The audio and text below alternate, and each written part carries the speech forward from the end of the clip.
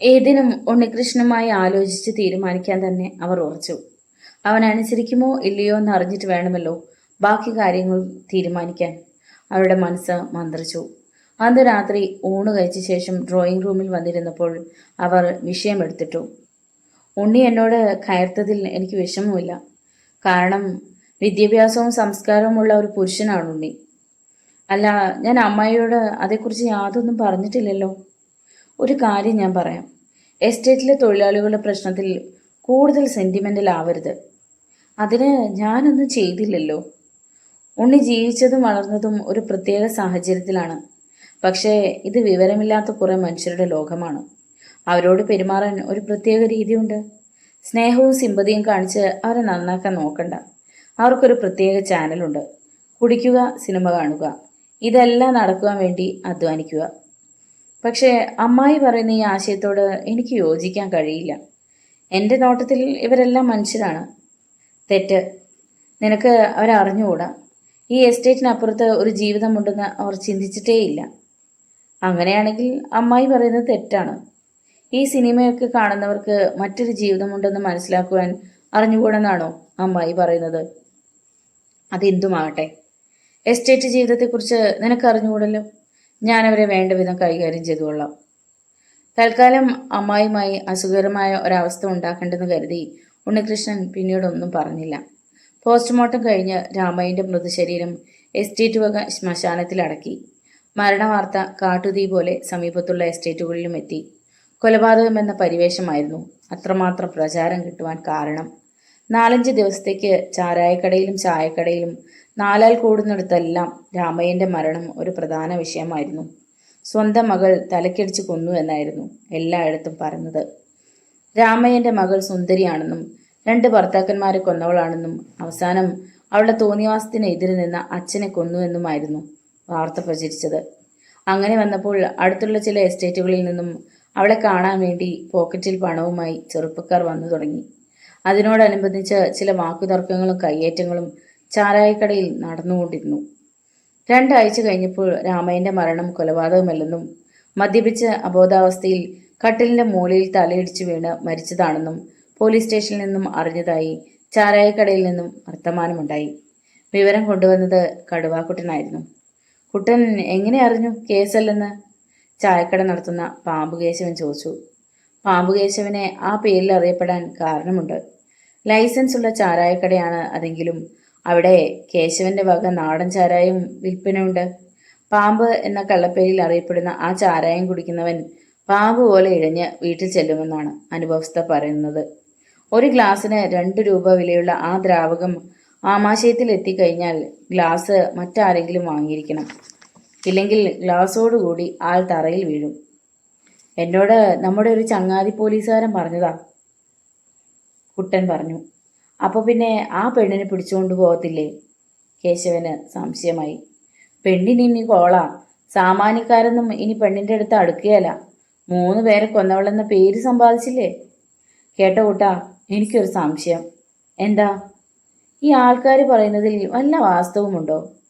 എന്ത് വാസ്തവം? ആ പെണ്ണ് പിഴയാണോ? കൊള്ളാം. അതിലിനി കൂടുതൽ സർട്ടിഫിക്കറ്റ് വല്ലതും വേണോ? നിനക്ക് എങ്ങനെ മനസ്സിലായി? കേട്ടോ കേശവൻ ചേട്ടാ, ഞാൻ പറഞ്ഞതാണെന്ന് പറയരുതിപ്പോൾ. കൊച്ചമ്മയുടെ വീട്ടിൽ ഒരു സാറ് വന്നിട്ടില്ലേ? മാനേജറോ മറ്റോ ആണെന്നാണ് പറയുന്നത്. അത് മാനേജറൊന്നുമല്ല, മുതലാളിയെന്നാ ഫാക്ടറിയിലെ തോമാച്ചൻ പറഞ്ഞത്. മുതലാളിയോ? അതായത് ശരിയായ മുതലാളി. അപ്പോൾ കൊച്ചമ്മടി മോഡ് അല്ലേ എസ്റ്റേറ്റ്? അതൊന്നും എനിക്കറിയില്ല. കൊച്ചമ്മയ്ക്ക് വരെ ആ സാറിന് പേടിയാണെന്നാണ് പറയുന്നത്. നല്ല കാര്യമായി. വലിയ വൻതോക്കുകളെ വിരലയിൽ നിർത്തുന്ന കൊച്ചമ്മയാണോ ആ സാറിൻ്റെ മുന്നിൽ വിരളുന്നത്? അവിടുത്തെ വേലക്കാരി ഫാക്ടറിയിലെ തോമാച്ചൻ്റെ ഭാര്യയാ. അവൾ പറഞ്ഞ കള്ളി പുറത്തായത്. കടുവാക്കുട്ടന് അത് വിശ്വസിക്കാൻ കഴിഞ്ഞില്ല. പരാക്രമിയായ കടുവാക്കുട്ടനെ ഒറ്റ നോട്ടത്തിന് ചുരുട്ടിക്കളയുന്ന ആളാണ് ജഗദമ്മ അമ്മായി. ഇതിനിടയ്ക്ക് വേറൊരു ന്യൂസും പുറത്തു വന്നിട്ടുണ്ട്. പാമ്പുകേശവൻ പുറത്തിറങ്ങി ഒരവലോകനം നടത്തിയ ശേഷം തിരികെ വന്നു. എന്തോന്നാ? കുട്ടൻ ചോദിച്ചു. രാമയ്യൻ്റെ മോള് ആ സാറിൻ്റെ വല വീശിയിട്ടുണ്ടെന്ന്. നേരോ? അതെ അതെ. അങ്ങനെയാണെങ്കിൽ സംഗതി ഞാൻ ഏറ്റു. കടുവാക്കുട്ടൻ പെട്ടെന്ന് മനസ്സിലൊരു പദ്ധതി തയ്യാറാക്കി. പൊന്നിയെക്കുറിച്ച് വളരെ മോശമായ തരത്തിലുള്ള ഒരു അഭിപ്രായമാണ് അവിടെയൊക്കെ പരന്നിരുന്നത്. 2-3 വിവാഹം കഴിച്ച് ഭാര്യമാരെ ഉപേക്ഷിച്ച കടുവാക്കുട്ടന് പൊന്നിയെ കല്യാണം കഴിച്ച കൊള്ളാമെന്ന് ഒരു മോഹം പെട്ടെന്നുണ്ടായി. ഇപ്പോഴത്തെ സാഹചര്യത്തിൽ അത് വളരെ എളുപ്പമാണെന്ന് അവന് തോന്നി. തൽക്കാലം അവൻ അതിനൊരു മാർഗം കണ്ടുപിടിച്ചത് ജഗദമ്മ അമ്മായിയെ കണ്ട് തൻ്റെ ആഗ്രഹം അറിയിക്കുക എന്നതായിരുന്നു. എസ്റ്റേറ്റിലെ പല ഗുണ്ടായുസങ്ങൾക്കും ജഗദമ്മ അമ്മായിയെ സഹായിച്ചിട്ടുള്ളവനാണ് കുട്ടൻ. പിറ്റേന്ന് 10 മണിയായപ്പോൾ കുട്ടൻ എസ്റ്റേറ്റ് ബംഗ്ലാവിലെത്തി. ഉണ്ണികൃഷ്ണൻ അപ്പോൾ അവിടെ ഉണ്ടായിരുന്നില്ല. അയാൾ തോട്ടത്തിൽ റൗണ്ട്സിന് പോയിരിക്കുകയായിരുന്നു. എന്താ കുട്ടാ, ഇപ്പോൾ ഇതിലെയൊന്നും കാണുന്നില്ലല്ലോ? ജഗദമ്മ അമ്മായി ചോദിച്ചു. കൊച്ചമ്മ ആവശ്യപ്പെടുമ്പോൾ ഞാനുണ്ടല്ലോ. ഈടെ എന്നെ തിരക്കാറില്ലാത്തതുകൊണ്ട് വരാതിരുന്നതാണ്. അതിപ്പോൾ എന്തോ ചെയ്യാനാ, ഇപ്പോൾ എസ്റ്റേറ്റ് നോക്കാൻ ആളുകൾ കൂടുതലാണ്. അത് കേട്ടപ്പോൾ കുട്ടൻ്റെ കണ്ണുകൾ ചെറുതായി. എന്തോ പിശക് ആ സംസാരത്തിലുണ്ടെന്ന് അവന് തോന്നി. അതെന്താ കൊച്ചമ്മേ അങ്ങനെ പറഞ്ഞത്? കുട്ടൻ ചോദിച്ചു. എൻ്റെ ആങ്ങളയുടെ മോൻ വന്നിട്ടുണ്ട്. അവനാണ് ഇപ്പോൾ ഭരണം ഏറ്റെടുത്തിരിക്കുന്നത്. സത്യത്തിൽ കൊച്ചമ്മയല്ലേ ഇതിൻ്റെ അവകാശി എന്നൊക്കെയായിരുന്നു ഞാൻ ധരിച്ചു വെച്ചിരുന്നത്. പക്ഷേ ഇപ്പം അങ്ങനെ അല്ലാതായിട്ടുണ്ട്. ഞാൻ വന്നത് കൊച്ചമ്മയെ കണ്ട് മറ്റൊരു കാര്യം പറയാനാ. എന്താണ് കൂട്ടാ? ഏതായാലും രാമയ്യൻ്റെ മകൾക്കിനി ആരുമില്ലല്ലോ. അവളെ ഞാനങ്ങ് കെട്ടിയാൽ എന്താന്ന് വിചാരിക്കുന്നു. കൊച്ചമ്മയുടെ അഭിപ്രായം എന്താ? കൊള്ളാം, അതിന് പറ്റിയ ഒരാളെ ഞാൻ അന്വേഷിക്കുകയായിരുന്നു. ഇന്ന് വൈകുന്നേരം കങ്കാണിമാരെ ഞാൻ അന്വേഷിക്കുന്നതായി നീ എല്ലാവരോടും ഒന്ന് പറഞ്ഞേരെ. അവക്കിപ്പം ആരുമില്ലാത്ത സ്ഥിതിക്ക് അവരായിക്കോട്ടെ രക്ഷകർത്താക്കൾ. കുട്ടനും അവരുടെ കൂടെ പോരെ? ശരി, എങ്കിൽ ഞാൻ നാളെ വരാം. ജഗദമ്മായി പറഞ്ഞതനുസരിച്ച് കടുവാക്കുട്ടൻ അപ്പോൾ തന്നെ കങ്കാണിമാരെ കാണുവാൻ വേണ്ടി പോയി. ഓരോരുത്തരുടെ പുരയിൽ ചെന്നും മറ്റു ചിലരെ ചാരായക്കടയിൽ വെച്ചും അവൻ സന്ധിച്ചു.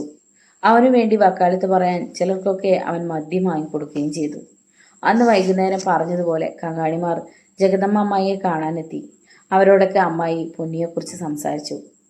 അവളെ ഈ എസ്റ്റേറ്റിൽ വെച്ചുകൊണ്ടിരിക്കാൻ പാടില്ല, ഇവിടെ നിന്നും അടിച്ചു തുരത്തണം ചിലരൊക്കെ അഭിപ്രായപ്പെട്ടു. അതിന് അവൾക്ക് ബന്ധുക്കളൊന്നുമില്ല. ഇപ്പോൾ അതേ തന്തയെ കൊല്ലുകയും ചെയ്തു. പിന്നെ എന്താ ചെയ്യുക? ഊരുറപ്പിച്ച അവളുടെ കൂടെ ആരും കഴിയില്ല. ഒരു ശകുനം മുടക്കി പെണ്ണ്. പ്രായം ചെന്ന ഒരു കങ്കാണി പറഞ്ഞു. എന്നമോ അന്ത പെണ്ണെ പാത്താലേ അന്നയ്ക്ക് സാപ്പാട് പോലും കിടക്കാതെ. ഒരു തമിഴൻ്റെ അഭിപ്രായമായിരുന്നു അത്. എന്നാ ഞാൻ നിങ്ങളെ വിളിച്ചത് ഒരു കാര്യം പറയാനാ. നിങ്ങളൊക്കെ വിചാരിച്ചാലേ ആ കാര്യം നടക്കുകയുള്ളൂ. എന്താ വേണ്ടത്? കൊച്ചമ്മ പറഞ്ഞാൽ എന്തു വേണമെങ്കിലും ചെയ്യാം. ജഗദമ്മ അമ്മായി എല്ലാവരുടെയും മുഖത്തേക്കും മാറി മാറി നോക്കി. അതിനുശേഷം പറഞ്ഞു. അവളെ കെട്ടാൻ ഒരാൾ മുന്നോട്ട് വന്നിട്ടുണ്ട്. അതാരാ ആയിസറ്റത്? ഒരാൾ തിരക്കി. കടുവാക്കുട്ടൻ. ശരിയാ, അവൻ്റെ ശല്യം അതോടെ തീരും. ഒരു കങ്കാണിയുടെ അഭിപ്രായം അതായിരുന്നു. എന്താണെങ്കിലും ഒരാളെ കിട്ടിയല്ലോ, ആ പെണ്ണിനോട് ചോദിക്കണ്ടേ? ഒരാൾ തിരക്കി. എന്തിനു ചോദിക്കാൻ? അവളെന്താ മജിസ്ട്രേറ്റ് ആണോ? എസ്റ്റേറ്റിലെ ഒരു പണിക്കാരി പെണ്ണ്, പറഞ്ഞതനുസരിക്കണം, അത്ര തന്നെ. ശരിയാ, കൊച്ചമ്മ പറഞ്ഞതാ ശരി. എല്ലാവരും ഏറ്റു പറഞ്ഞു. കേട്ടോ മീനാക്ഷി, ഇവർക്കൊക്കെ എന്തെങ്കിലും കഴിക്കാൻ കൊടുക്ക്. അമ്മായി അകത്തേക്ക് നോക്കി വിളിച്ചു പറഞ്ഞു. വേലക്കാരിയും ബംഗ്ലാവിലെ തോട്ടം നോക്കുന്നവനും ചായയും പലഹാരവുമായി ഇറങ്ങി വന്നു. പ്രത്യേകം തയ്യാറാക്കി വെച്ചിരുന്ന ഭക്ഷണപ്പൊതികളും ചായയും ഓരോരുത്തർക്കും നൽകി. ഓരോ പൊതിയിലും 4-5 തരത്തിലുള്ള പലഹാരങ്ങളുണ്ടായിരുന്നു. കങ്കാണിമാർ പരസ്പരം നോക്കി. അത്രയും കാലത്തിനിടയിൽ ആദ്യത്തെ സംഭവമായിരുന്നു അത്. ബംഗ്ലാവിൽ അവർക്ക് ടീ പാർട്ടി നടത്തുക എന്നത് കങ്കാണിമാരെ സംബന്ധിച്ച് ആഹ്ലാദകരമായ നിമിഷങ്ങളായിരുന്നു. അത്രയും കാലത്തെ ജീവിതത്തിനിടയിൽ ജഗദമ്മ അമ്മായി തൊഴിലാളികളോട് കാണിച്ച പുതിയ ഒരു അവസ്ഥാവിശേഷമായിരുന്നു അത്. നിങ്ങളെ എല്ലാവരെയും ഞാൻ വരുത്തിയതിൻ്റെ പിന്നിൽ മറ്റൊരു ഉദ്ദേശം കൂടി എനിക്കുണ്ട്. അടുത്ത മാസം മുതൽ ഓരോ കങ്കാണിക്കും ദിവസം ഓരോ രൂപ വീതം ശമ്പളക്കൂടുതൽ നൽകുന്നുണ്ട്. അതായത് മാസം 30 രൂപ. എല്ലാവരും വീണ്ടും പരസ്പരം നോക്കി. അവരുടെ കണ്ണുകളിൽ അത്ഭുതം വിളയാടി. അങ്ങനെയൊന്ന് അവരുടെ ജീവിതകാലത്ത് കിട്ടുമെന്ന പ്രതീക്ഷ അവർക്കുണ്ടായിരുന്നില്ല. വളരെ തുച്ഛമായ ശമ്പളം പറ്റി വളരെ മോശമായ ആഹാരം കഴിച്ചാണ് അവർ ജീവിച്ചു വന്നത്. ജീവിതത്തിൽ അവരുടെ ആകെ സുഖം ചാരായവും സിനിമയുമായിരുന്നു. 30 രൂപ ഒരു മാസം ശമ്പളം കൂടുതലെന്ന് കേട്ടപ്പോൾ അവർക്ക് വിശ്വസിക്കാൻ കഴിഞ്ഞില്ല. പിന്നെ ഇതൊക്കെ ഞാൻ ചെയ്യുന്നത് ഈ എസ്റ്റേറ്റ് എൻ്റെ മാത്രം സ്വന്തമായതുകൊണ്ടാണ്. മറ്റാരെങ്കിലും ഇതിൻ്റെ ഉടമസ്ഥരാവുകയാണെങ്കിൽ ഒരിക്കലും നിങ്ങൾക്കിത് കിട്ടുകയില്ല. കൊച്ചമ്മ തന്നെയാണല്ലോ ഇതിൻ്റെ ഉടമ, ഒരു കങ്കാണി വിളിച്ചു പറഞ്ഞു. എന്നാ ആര് പറഞ്ഞു? പുതിയ ശബ്ദം കേട്ട് അവർ തിരിഞ്ഞു നോക്കിയപ്പോൾ ജീപ്പിൽ ചാരി ഒരു ചെറുപ്പക്കാരൻ നിൽക്കുന്നതാണ് അവർ കണ്ടത്. അയാളെ അവർ കാണാൻ തുടങ്ങിയിട്ട് കുറേ ദിവസങ്ങളായിരിക്കുന്നു. ബംഗ്ലാവിലെ ജീപ്പിൽ കൊച്ചമ്മയുടെ മകളും അയാളും കൂടി സഞ്ചരിക്കുന്നത് അവർ കണ്ടിട്ടുണ്ട്. ചിലപ്പോൾ അയാൾ തനിച്ചും സഞ്ചരിക്കാറുണ്ട്. അയാൾ കൊച്ചമ്മയുടെ ആരോ ആണെന്ന് അവർ മനസ്സിലാക്കിയിരുന്നു.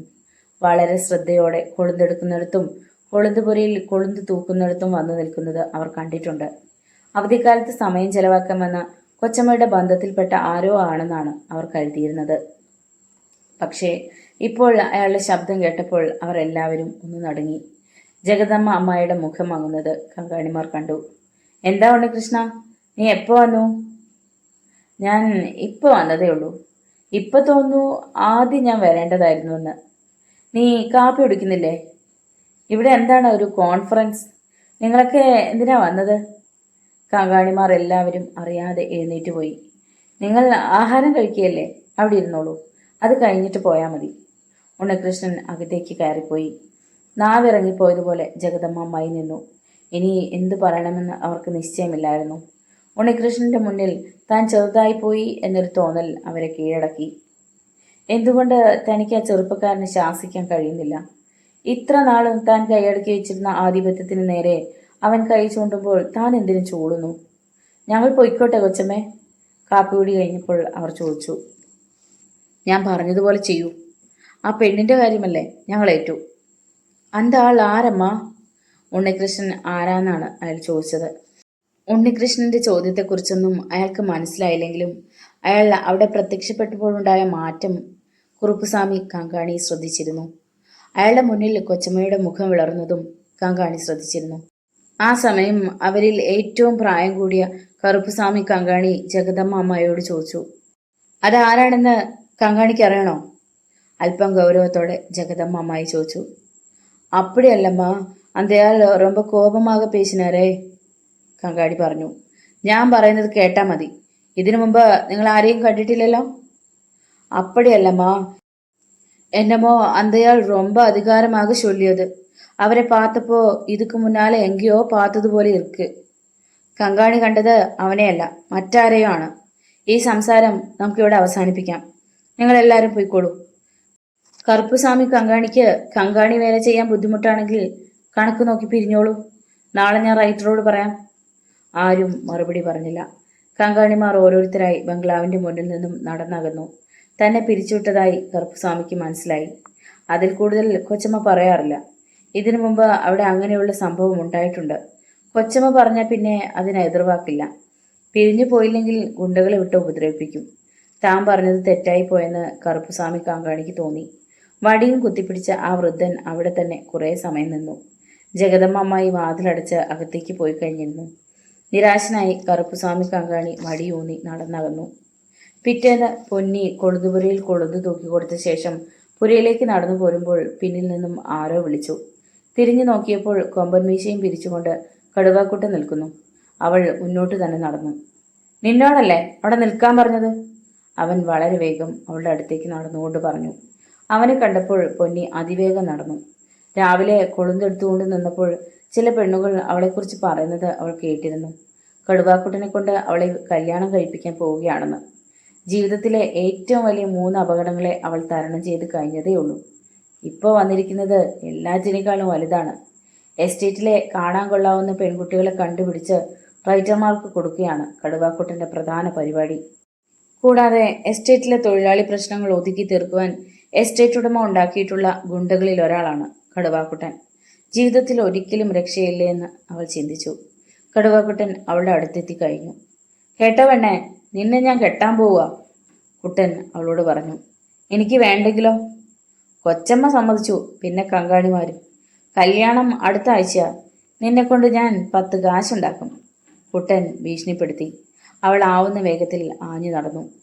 ഏതായാലും ഞാൻ കെട്ടാൻ പോവല്ലേ, ഇന്ന് രാത്രി ഞാൻ അങ്ങോട്ട് വരുന്നുണ്ട്. അതുകൂടി കേട്ടപ്പോൾ അവൾ ഭയന്നു വിറച്ചു. പറഞ്ഞാൽ പറഞ്ഞതുപോലെ ചെയ്യുന്നവരാണ് കുട്ടനെന്ന് അവൾ കേട്ടിട്ടുണ്ട്. അവിടെ നിൽക്ക് പെണ്ണേ, കുട്ടൻ അവളുടെ ചുമലിൽ പിടിക്കാനാഞ്ഞു. അവൾ ഓടാൻ ശ്രമിച്ചെങ്കിലും അവളുടെ തലമുടി അവന്റെ കയ്യിൽ അകപ്പെട്ടു. അവൾ ഉച്ചത്തിൽ നിലവിളിച്ചു. അത് കേട്ട് തേയിലക്കാട്ടിൽ വളമിട്ടുകൊണ്ടിരുന്ന 2 പേർ ഓടിയെത്തി. അവരുടെ കയ്യിൽ മൺവെട്ടിയും വെട്ടുകത്തിയും ഉണ്ടായിരുന്നു. അത് കണ്ടപ്പോൾ പൊന്നിക്ക് ആശ്വാസം തോന്നി. പക്ഷേ അവളുടെ ആഗ്രഹം സഫലമായില്ല. കുട്ടനാണെന്ന് മനസ്സിലായപ്പോൾ തമിഴ്നാട്ടുകാരായ ആ തൊഴിലാളികൾ തേയിലക്കാടിനുള്ളിലേക്ക് വലിഞ്ഞു.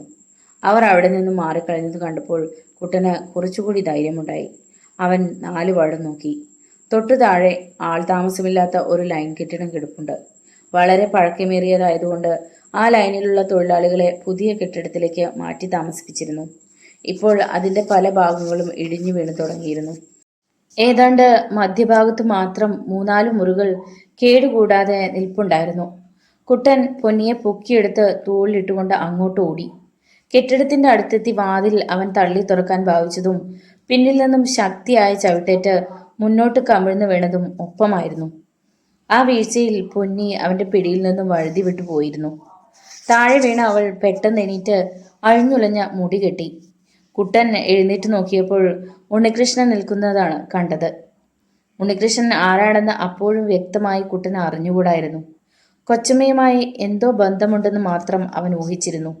അത് ജോലിക്കാർ പറഞ്ഞുള്ള അറിവായിരുന്നു. ജഗദമ്മ അമ്മയുടെ പല കുതന്ത്രങ്ങൾക്കും കൂട്ടുനിന്നിട്ടുള്ള കുട്ടന് ആരെയും വലിയ ഭയമില്ലായിരുന്നു.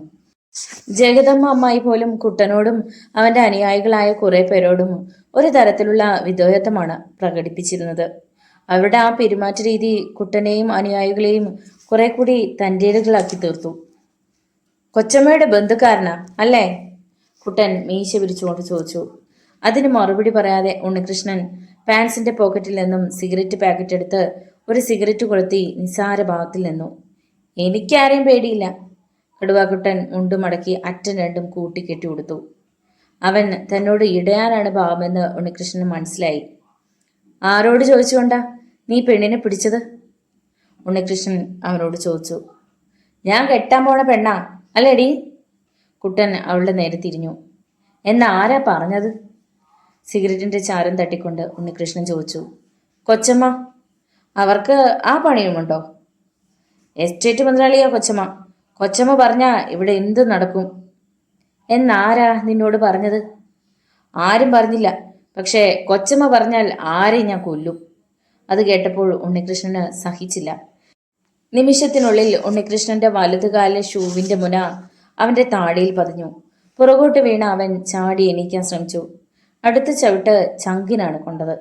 അവൻ വീണ്ടും വീണു. ഉണ്ണികൃഷ്ണൻ അവനെ വലിച്ചു മുറുക്കി ഉടുത്തിരുന്ന മുണ്ടിനിടയിൽ കൂടി കൈ താഴ്ത്തി പൊക്കിയെടുത്ത് കരണത്തിനിട്ട് അടിക്കുകയും ഒപ്പം ചവിട്ടുകയും ചെയ്തു.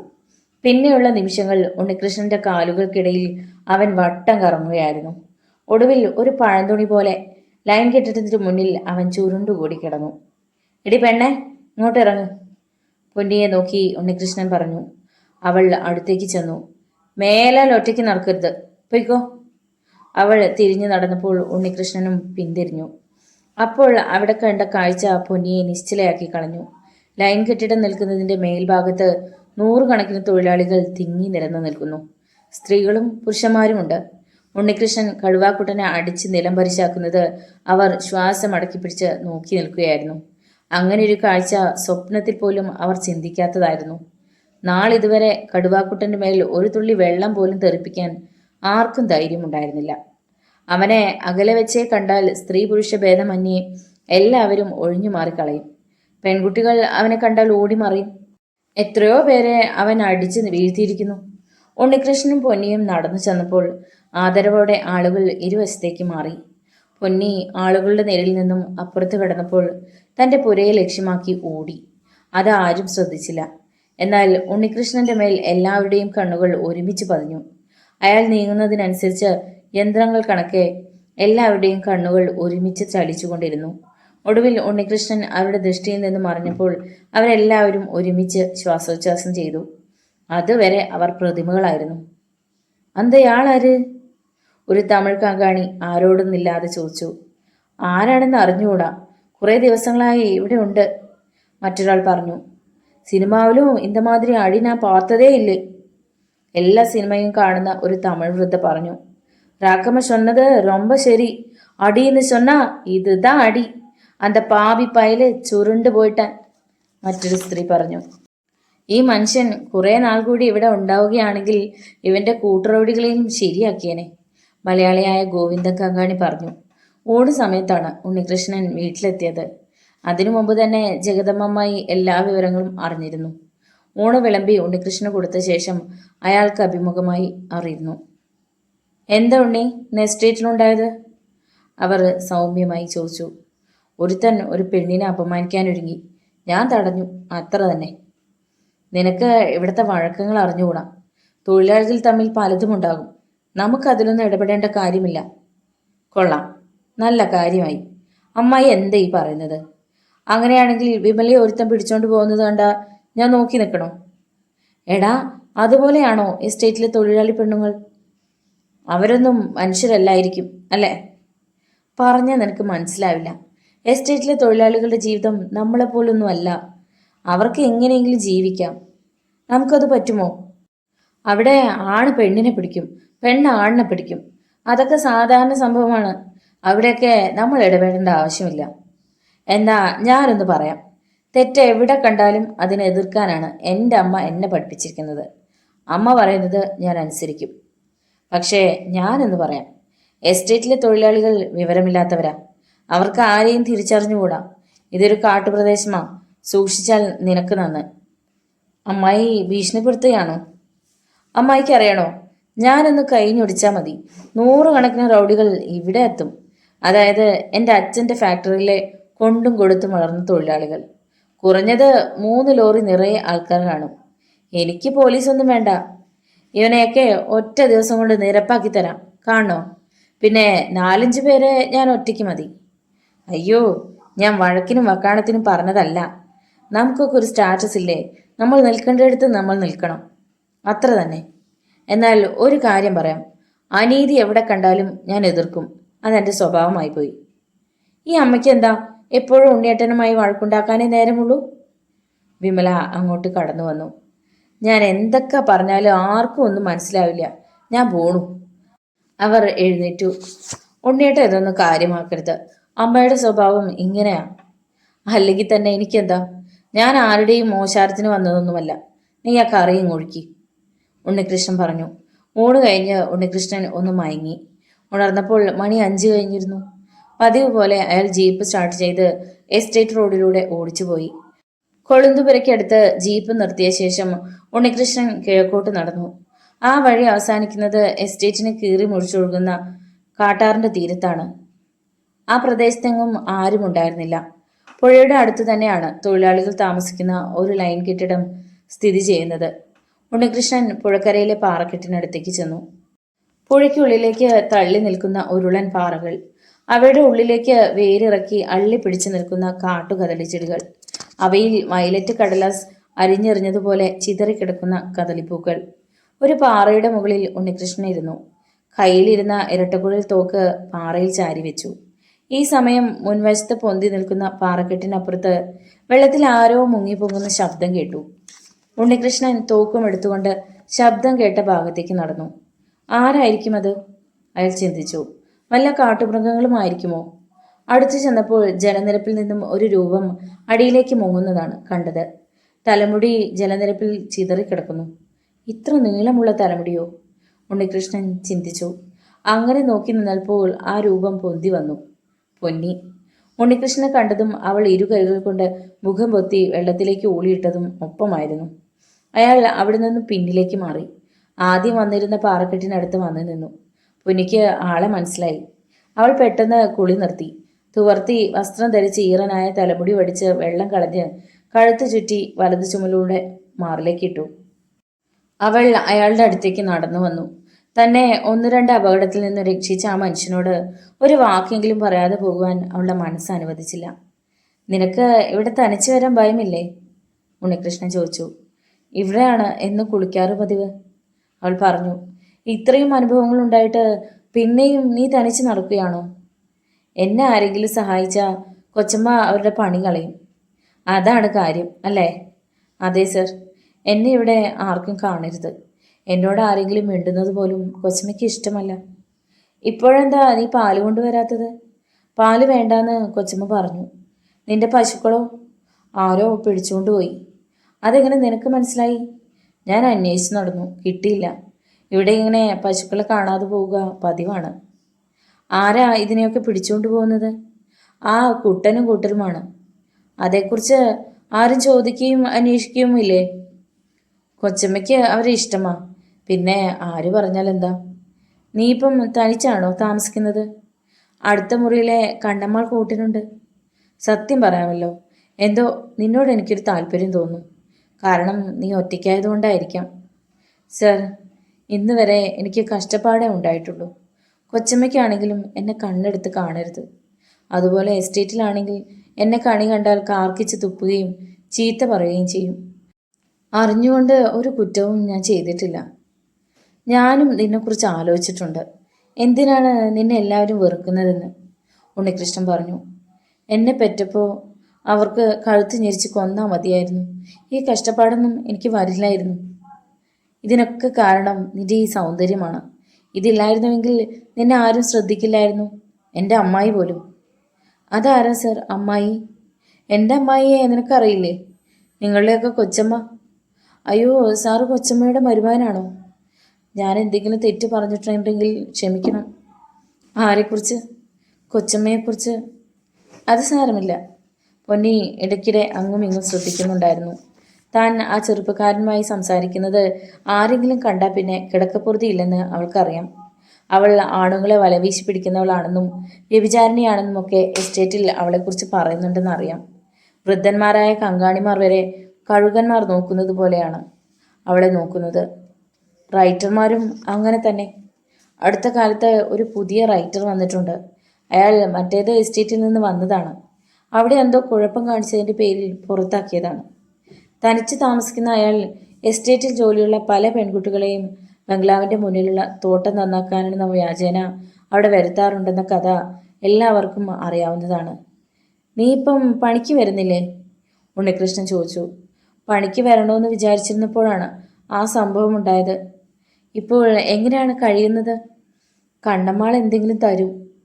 നാളെ മുതൽ പണിക്ക് വന്നൂടെ? കൊച്ചമ്മ ജോലി തരില്ല. നാളെ ഞാൻ ഗോവിന്ദൻ കങ്കാണിയോട് പറയുന്നുണ്ട്.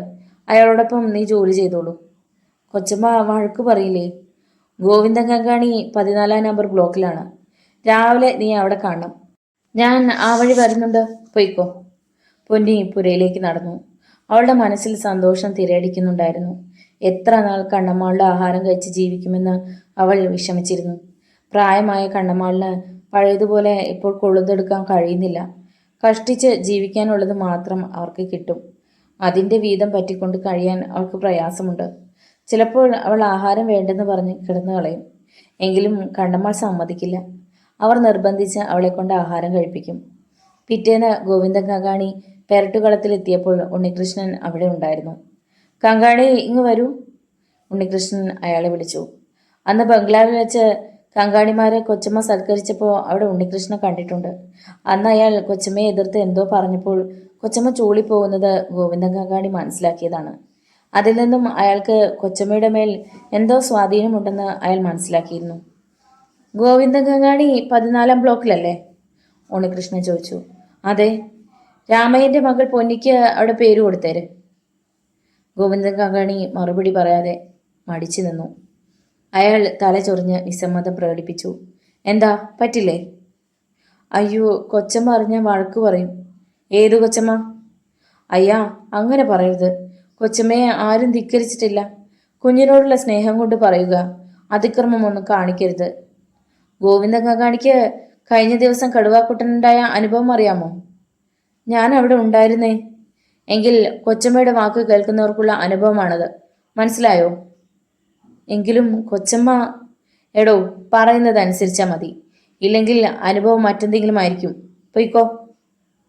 ഗോവിന്ദൻ കങ്കാണി പണിസ്ഥലത്തേക്ക് പോയി. ഉണ്ണികൃഷ്ണൻ ബംഗ്ലാവിൽ എത്തിയ ശേഷം കുളി കഴിഞ്ഞ് ഒരു ചായ മാത്രം കുടിച്ച് ജീപ്പിനടുത്തേക്ക് നീങ്ങി. ഉണ്ണി, എവിടെ പോകുന്നു? പിന്നിൽ നിന്നും ജഗദമ്മ അമ്മായി ചോദിച്ചു. ഞാൻ എസ്റ്റേറ്റിലേക്ക്. ഇപ്പോൾ അവിടുന്നല്ലേ വന്നത്? എന്തിനാ ഈ തണുപ്പത്ത് നടക്കുന്നത്? എസ്റ്റേറ്റിൽ ജോലിക്ക് വരാതെ ശമ്പളം വാങ്ങുന്നവരുണ്ട്. അത് ആരൊക്കെയാണെന്ന് അറിയണം. നീ എന്തിനാ ആവശ്യമില്ലാത്തതിലൊക്കെ തലയിടുന്നത്? അത് തീരുമാനിക്കേണ്ടത് ഞാനാ. പിന്നീട് ഒന്നും പറയാതെ ഉണ്ണികൃഷ്ണൻ ജീപ്പ് സ്റ്റാർട്ട് ചെയ്ത് തേയിലക്കാട്ടിലൂടെ ഓടിച്ചു പോയി. നേരെ 14 നമ്പർ ബ്ലോക്കിലേക്കാണ് പോയത്. ജീപ്പ് നിർത്തി ഇറങ്ങിച്ചെന്നത് ഗോവിന്ദൻ കങ്കാണിയുടെ മുന്നിലേക്കാണ്. ആ പെണ്ണെവിടെ? ഉണ്ണികൃഷ്ണൻ ചോദിച്ചു. അതാ നിൽക്കുന്നു. അതിനൊന്നും അറിഞ്ഞുകൂടാ. തേയിലച്ചെടി കളയും. ഉണ്ണികൃഷ്ണൻ പൊന്നിയുടെ അടുത്ത് ചെന്നു. പൊന്നി, ഇവിടെ നോക്ക്. ദാ ഇങ്ങനെ കൊളുന്തു നുള്ളണം. അയാൾ രണ്ടിലയും ഒരു മൊട്ടും കൂടി ഇറുത്തെടുത്ത് അവളെ കാണിച്ചു. കാണട്ടെ, ഉണ്ണികൃഷ്ണൻ ആവശ്യപ്പെട്ടു. അവൾ അതുപോലെ അനുസരിച്ചു. കൊള്ളാം, മിടുക്കി. ഇതാ ഇതുകൂടി കൂടയിലിട്ടേക്കൂ. അയാൾ നുള്ളിയെടുത്ത തേയില തളിര് അവളുടെ കയ്യിൽ കൊടുത്തു. അവൾ അത് വാങ്ങി കൂടയിലിട്ടു. ഉണ്ണികൃഷ്ണൻ തിരിഞ്ഞു നോക്കിയപ്പോൾ കൊളുന്തെടുത്തുകൊണ്ടിരുന്ന എല്ലാ സ്ത്രീകളും പ്രതിമകൾ പോലെ നിശ്ചലരായി ഉണ്ണികൃഷ്ണൻ പൊന്നിയെ കൊളുന്തെടുക്കാൻ പഠിപ്പിക്കുന്നത് നോക്കി നിൽക്കുകയായിരുന്നു. അങ്ങനെയൊന്ന് അവർ ആദ്യം കാണുകയായിരുന്നു. എന്താ എല്ലാവരും കൂടി നോക്കി നിൽക്കുന്നത്? ഉണ്ണികൃഷ്ണൻ അവരോട് ചോദിച്ചു. പെട്ടെന്ന് എല്ലാ പ്രതിമകളും ചലിച്ചു. പൊന്നിയുടെ മനസ്സിൽ ഒരു പുതിയ വികാരത്തിന്റെ വേലിയേറ്റമുണ്ടായി. എസ്റ്റേറ്റ് മുഴുവൻ അവഗണിക്കപ്പെട്ടു കിടന്ന അവൾക്ക് ഒരു അത്താണി ലഭിച്ചതിൽ അവളുടെ ഹൃദയം കുളിർത്തു.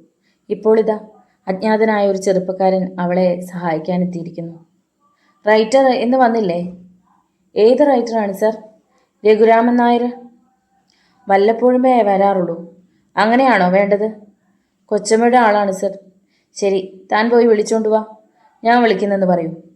ആര് വിളിക്കുന്നെന്ന് പറയണം? ഗോവിന്ദൻ സങ്കോചത്തോടെ ചോദിച്ചു. ഉണ്ണികൃഷ്ണൻ വിളിക്കുന്നുണ്ടെന്ന് പറഞ്ഞാൽ മതി. ആരെന്ന് ചോദിച്ചാൽ ഞാൻ എന്താ മറുപടി പറയുക? ഞാൻ ആരാണെന്നോ? നിങ്ങൾ കൊച്ചമ്മയോട് അന്വേഷിക്കും. പോയി റൈറ്ററെ വിളിച്ചോണ്ട് വാ, കോപത്തോടെ ഉണ്ണികൃഷ്ണൻ പറഞ്ഞു. ഗോവിന്ദൻ കങ്കാണി റൈറ്ററുടെ ബംഗ്ലാവിലേക്ക് ഓടി. ഗോവിന്ദൻ കങ്കാണി രഘുരാമൻ നായരുടെ ബംഗ്ലാവിലെത്തിയപ്പോൾ വാതിൽ തുറന്നു കണ്ടില്ല. കങ്കാണി വാതിലിനടുത്തുള്ള കോളിംഗ് ബെല്ലിന്റെ സ്വിച്ചിൽ ഞെക്കി. അത് കഴിഞ്ഞ് മാറി നിന്നു. ഒരു സ്ത്രീയാണ് വാതിൽ തുറന്നത്. തങ്കമ്മയായിരുന്നു അത്. തങ്കമ്മ കുപ്പുസ്വാമി കങ്കാണിയുടെ ഭാര്യയാണ്. കുപ്പുസ്വാമി തമിഴനും തങ്കമ്മ മലയാളിയുമാണ്. അവർക്ക് നല്ല പ്രായവ്യത്യാസവുമുണ്ട്. അല്പം തടിച്ച് മാംസലമായ ശരീരത്തോടു കൂടിയ തങ്കമ്മ എസ്റ്റേറ്റിലെ ചെറുപ്പക്കാരായ റൈറ്റർമാരായി വലിയ ലോഹ്യത്തിലാണ്. അതിൽ കുപ്പുസ്വാമിക്ക് പരാതിയൊന്നുമില്ല. തങ്കമ്മയെപ്പറ്റി പലരും പല അഭിപ്രായങ്ങളും പറയുന്നുണ്ട്. റൈറ്റർമാർക്കും മറ്റും ചെറുപ്പക്കാരി പെൺകുട്ടികളെ വശത്താക്കി എത്തിച്ചു കൊടുക്കുന്ന പതിവുണ്ട് പോലും. എന്തൊക്കെയാണെങ്കിലും തങ്കമ്മയ്ക്ക് എസ്റ്റേറ്റിൽ നല്ല സ്വാധീനമുണ്ട്. എന്താ കങ്കാണി?